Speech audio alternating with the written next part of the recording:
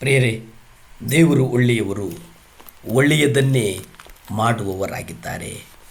ದೇವರು ಅನುದಿನವೂ ನಮ್ಮನ್ನು ನಡೆಸುವವರಾಗಿದ್ದಾರೆ. ನಾವು ಇಕ್ಕಟ್ಟಿನ ಸಮಯದಲ್ಲಿ ನಾವು ಕರ್ತನಿಗೆ ಮೊರೆಯಿಟ್ಟಾಗ ಕರ್ತನು ನಮ್ಮ ಪ್ರಾರ್ಥನೆಯ ಕೂಗನ್ನು ಕೇಳಿ ನಮಗೆ ಸದುತ್ತರವನ್ನು ದಯಪಾಲಿಸುವವನಾಗಿದ್ದಾನೆ.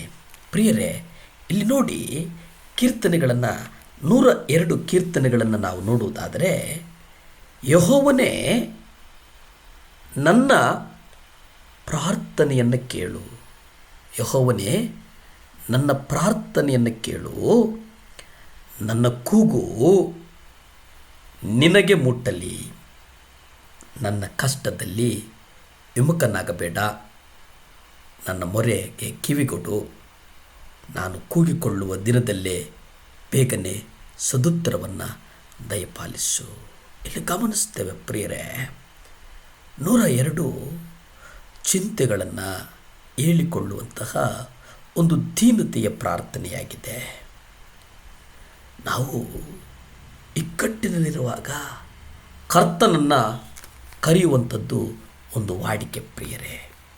ಯೆಹೋವನು ನಮ್ಮ ಪ್ರಾರ್ಥನೆಯನ್ನು ಕೇಳ್ತಾನೆ.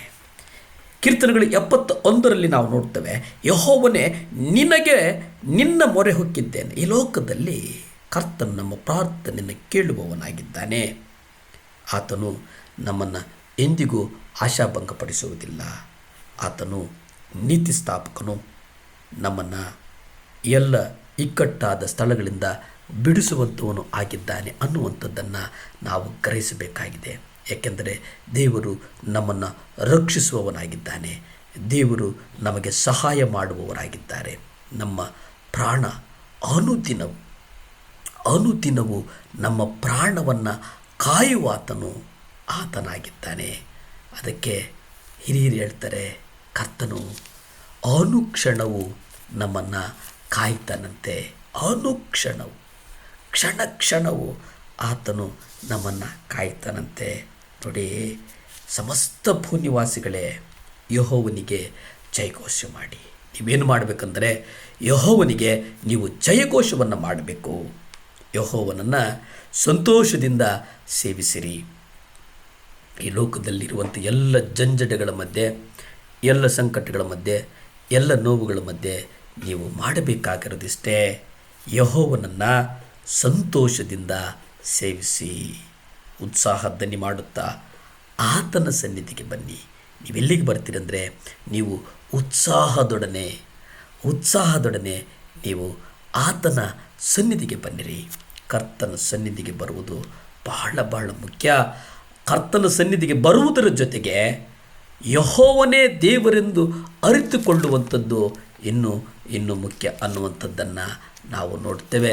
ಯೆರೆಮೀಯ ನೋಡುವುದಾದರೆ, ಯೆರೆಮೀಯ 30:10 ನಾವು ನೋಡುವುದಾದರೆ, ನನ್ನ ಸೇವಕ ಯಾಕೋಬೇ ಭಯಪಡಬೇಡ. ದೇವರು ಹೇಳ್ತಾನೆ, ಯಾಕಪ್ಪ ಭಯಪಡ್ತೀಯ? ಇಸ್ರಾಯೇಲರನ್ನು, ಯೆಹೂದವನ್ನು ಒಂದು ಸುಸ್ಥಿತಿಗೆ ತಂದಂಥದ್ದು ಕರ್ತನು.